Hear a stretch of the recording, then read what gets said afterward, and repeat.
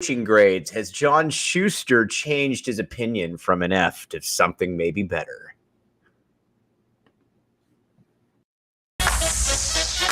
You are Locked On Wildcats, your daily podcast on the Arizona Wildcats, part of the Locked On Podcast Network, your team every day.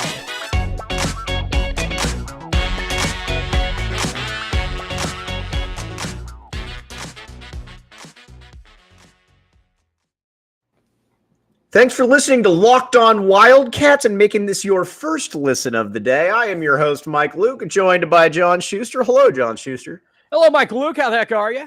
Not too bad. All right. It was a banner year for Arizona athletics, considering, especially at this time last year, we were looking at 4 new coaches in play. We're going to go back now, and we're going to review the season and talk about all the coaches and what stuck out for us. First, Arizona basketball. If you're an Arizona fan, you know that Arizona basketball is all that matters in this city, essentially. So that's why we're going to start with Arizona basketball. We're not an SEC school. All right.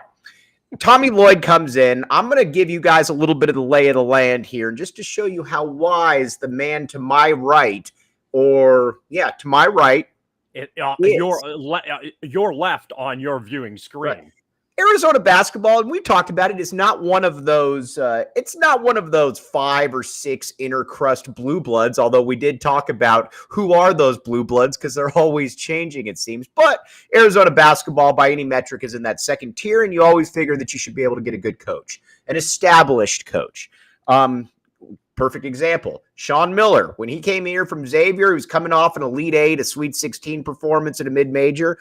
Tommy Lloyd then gets hired to replace Sean Miller. And I was like, Tommy Lloyd, they see that he's at Gonzaga. I told John Schuster about this, and Schuster said that this was an absolute home run hire. Schuster has admired Gonzaga from afar. What made you so ahead of the curve here, John Schuster, when it came to realizing how good Tommy Lloyd would be? I think it's the blue blood aspect, and thank you for saying I was ahead of the curve. You were. I just like the hire. It doesn't, whether curve, behind, ahead, on pace, whatever it is.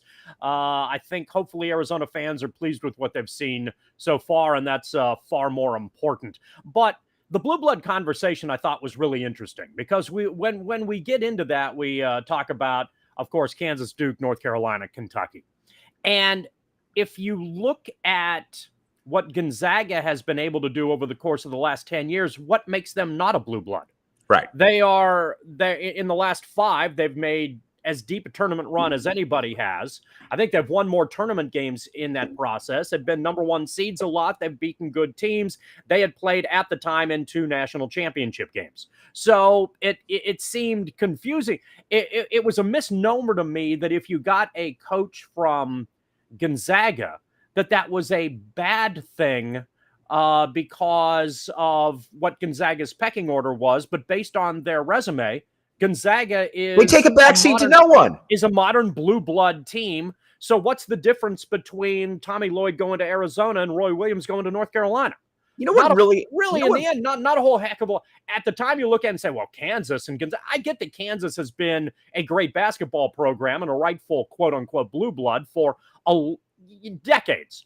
But Gonzaga has been a legitimate college basketball program for a long period of time. And so getting a coach and assistant from that program to a program that, let's be honest, Arizona has not been good as Gonzaga the last 2 decades. No. Do they have the potential to be? Absolutely. And that's why Tommy Lloyd took the job, and he obviously got off to a good start. Well, I think what really impressed me, too, was the mannerisms and the demeanor in which Lloyd came in here. Lloyd was the polar opposite. Lloyd was essentially the polar opposite of Sean Miller in about every single way you could go about it. His style of play was certainly not Sean Miller-esque. And his mannerisms, the way he had kind of a cool, calm demeanor to him that I think was actually very reassuring to his players. I'm going to keep going back to the quote on Christian Coloco when he was asked, why is Coloco so much better this year? And he said, we love on him. Tommy Lloyd, to me, is a guy that is not a one-size-fits-all type person. He can tell by game to game if he needs to switch the approach. He can tell by player to player if he needs to switch the approach. And that was something that was unique to me that we hadn't seen in a long time, John Schuster. Yeah, those are things that I think I think as much as anything, though, those two key components, and hey, you've got to be able to get into somebody's face from time to time. It's a result-oriented business with players who need to provide results. Are they 18, 19, 20, young, still growing? Absolutely. So you don't want to continue to, play the Bobby Knight game, which is now 60 years old. Pound them down, pound them down. My dad's pound PE them teacher, down. by the way. Yeah, I've heard that rumor. I'm well aware of it. It's spreading virally on social media, from what I understand. Once again, the frustration with that is that it's Bobby Knight who doesn't understand that he had such a superior student in one of his PE classes. True. Not your dad, who will happen to be in the same school and fortunate enough to be taught by Bobby Knight. You have to get the order right. Correct. I do apologize in that regard, and I think the rest of the nation needs to apologize on that front as well. They'll get it. It'll work because what's happened here is that, again, I'm ahead of the curve. Mm-hmm. And everybody else will catch up in that regard. So I think there's this relative, when we say everything was a polar opposite, 180 degrees, things are totally different, that's not entirely true, because it suggests that Tommy Lloyd is just Mr. Nice Guy hanging out. Rah, shucksies. You're going to be able to figure it out and everything's great. When he needs to get on somebody, he gets on somebody. But he probably is better temperamentally at understanding how to deal with different players and how they respond appropriately. And that's a very important thing. Whereas Miller was more straightforward, kind of more or less. Miller was your straightforward kind of jerk. Yeah, I said it. I mean, it's sort of an everybody sucks approach, and if you're not playing well, I'm going to yell at you. And a lot of players liked it and still bonded with Miller and bonded with their coach, but obviously there was a difference in that regard. Between the lines, the difference is Lloyd's willingness to be a little bit more adaptable, and I think that's going to help Arizona in the early stages. I think this year becomes a very interesting test in that regard, because you've noted in previous podcasts that you don't think Arizona talent-wise is going to be as good as it ultimately was this year. So we'll see how Lloyd adjusts in situations that might test his coaching acumen a bit more. All right. So what do you give him? I'm going to go out on a limb. I'm giving him an A+. I think he was the perfect man at the right moment. I have no problems with anything Tommy Lloyd did this year. He's the perfect man at the right time, but it's an A- grade because Arizona didn't get to the Final Four and they were a number one seed.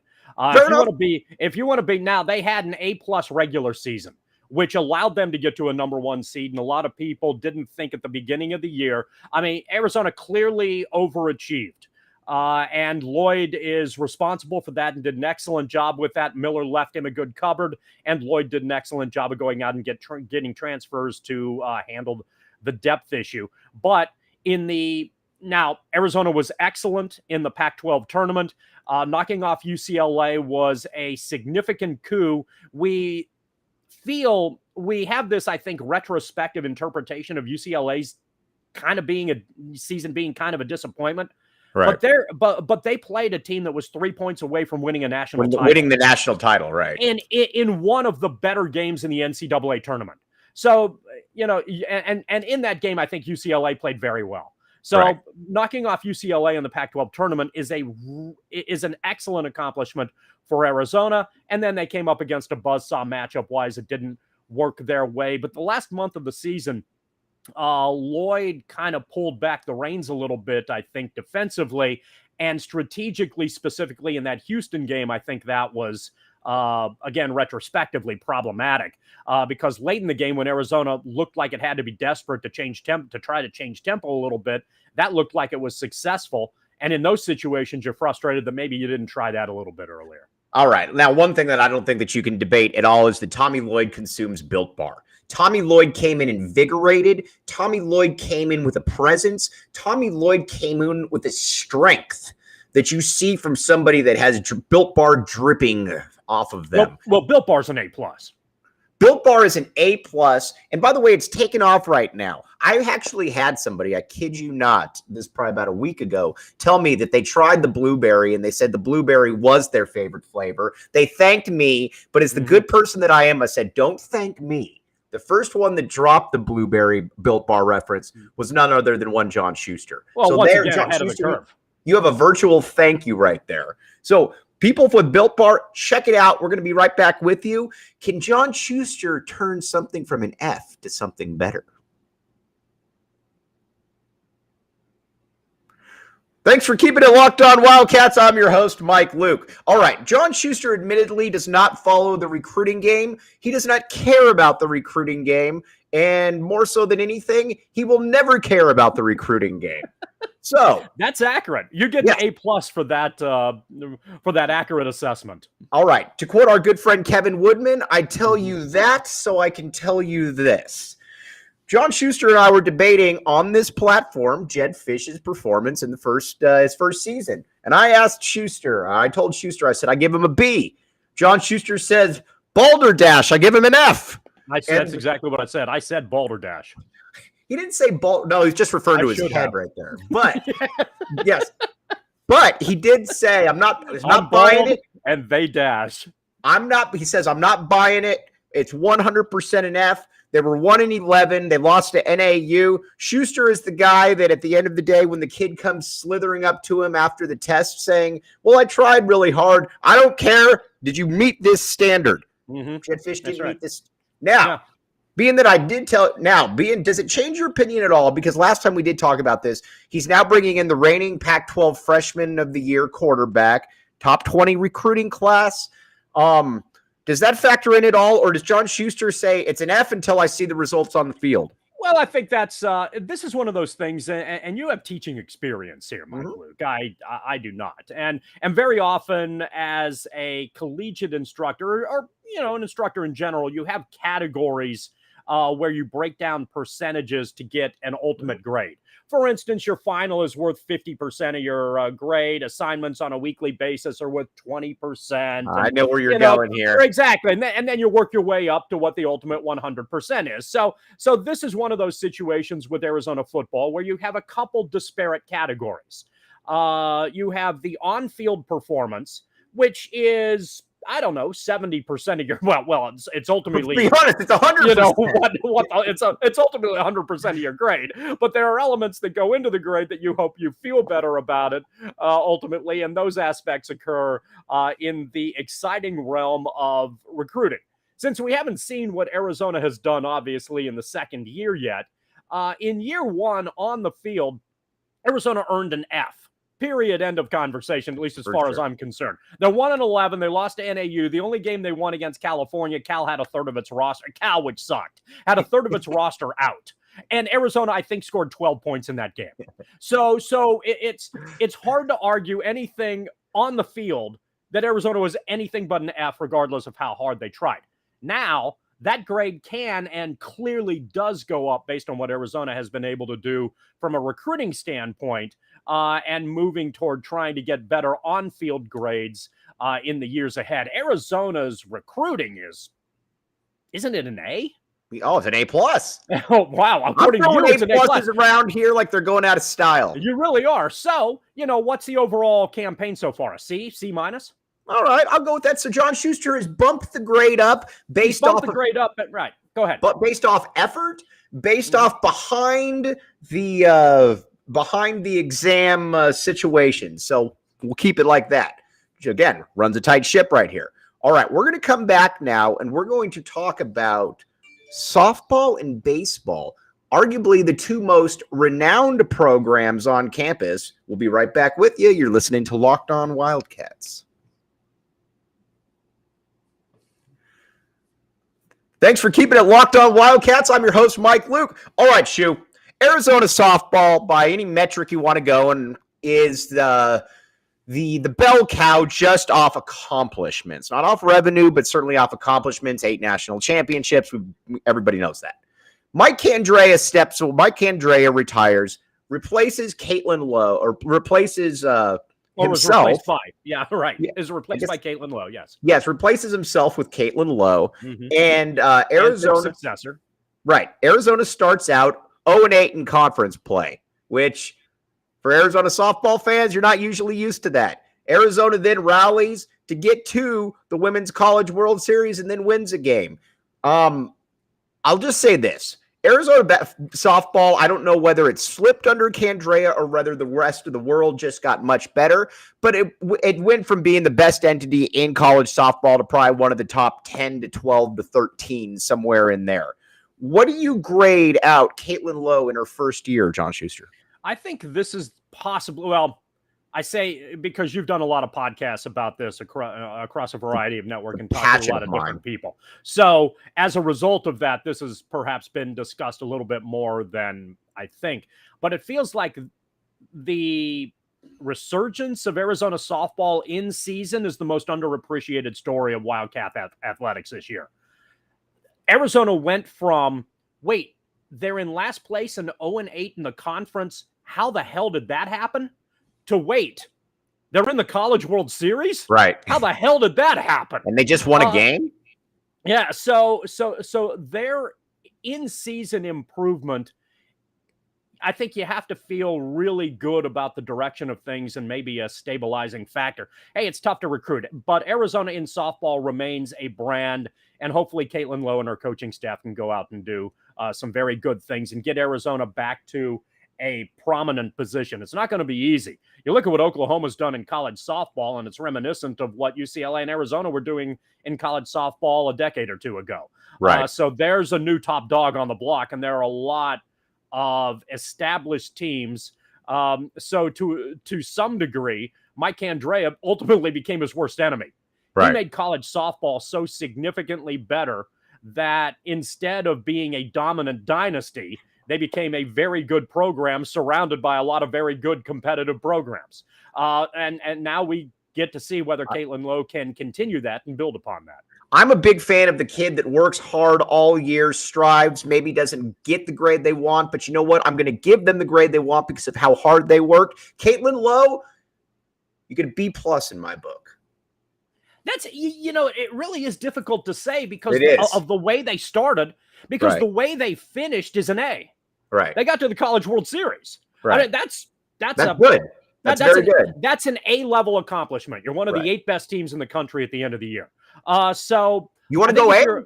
You're a stickler. You're going A. Yeah, I think I'll go A here on a fringe A-. But I get what you're saying because they were so low so early that at one point you're looking at, holy crap, what in the hell's going on? Arizona's an F in college softball? Right. Where did that come from? But their improvement and their conclusion, they're the definition of the team that got hot at the right time and maximize their talent. And maybe to a large degree, that's what you want to do. So keeping that in mind, based on the way that they concluded, I'm willing to give that an A. Let's talk Arizona baseball. Now, there's a lot of people that were skeptical of the Chip Hale hire. Didn't have any college baseball experience. Wasn't particularly renowned in his major league performance. I was okay with it, mainly because I think he's a guy that wanted to be there. I don't think that he should have a problem with recruiting, being that he is fairly well known in Major League Baseball circles. I'm assuming he had a lot of contacts. Arizona doesn't make I almost said the Women's College World Series. Arizona doesn't make Omaha. They get into the postseason. They lose in the regionals. I'm going to go incomplete here. I don't know exactly where to go with this grade. I will say that it was dealt a tough spot because Jay Johnson took half his roster and almost his entire recruiting class with him to LSU, which is a little bit different than what Caitlin Lowe obviously inherited. So I'm going to go incomplete here. I think it's very difficult to grade Chip Hale based off that first year. I would go with a B. Okay. Because if you go with an incomplete with Chip Hale, I think you have to go with an incomplete with all the other coaches too, because everybody was in their first year. Right. It was all a first year. That's thing. true. That's true. So the reality is we liked what we saw out of Tommy Lloyd. We don't know if he can really recruit. We liked what we see off the field with Jedd Fisch. We think he can recruit. Can he win games, with that talent? Can Lowe recruit? Can Chip Hale recruit? I don't know. But the performance between the lines in year one, at least with Chip Hale, I think was B-worthy for Arizona baseball. B. Solid. They were in the upper portion of a good conference. They were never going to threaten to win the league, but they were competitive on a consistent basis, and made it into the postseason and did, could have done better, but did reasonably well, all things considered. So I would give them a B. I think the big question with Chip Hale is the difference between the pro game and the college game in regards to recruiting. And is that something he really is willing to do? Because it's a very different skill set if you've spent your entire baseball life at the professional level, now trying to convince kids to come to your school as opposed to just scouting them and seeing who's ultimately good. That is a skill set that John Schuster would want nothing to do with, recruiting high school kids. For John Schuster, I'm Mike Luke. You've been listening to Locked On Wild.